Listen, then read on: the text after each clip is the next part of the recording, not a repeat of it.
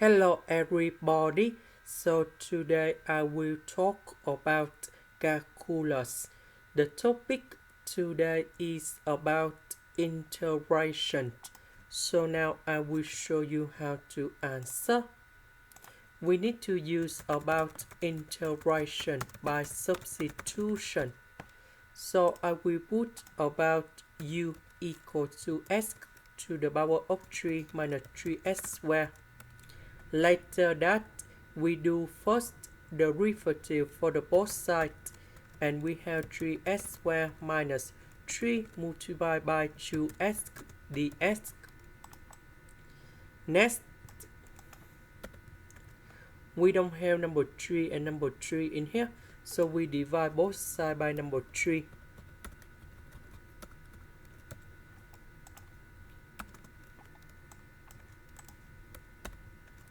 So this one we change by u. S squared minus 2s ds we change by du over number 3.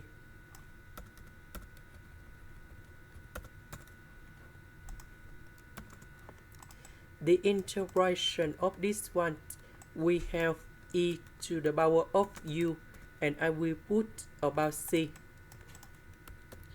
About u, that is about this one.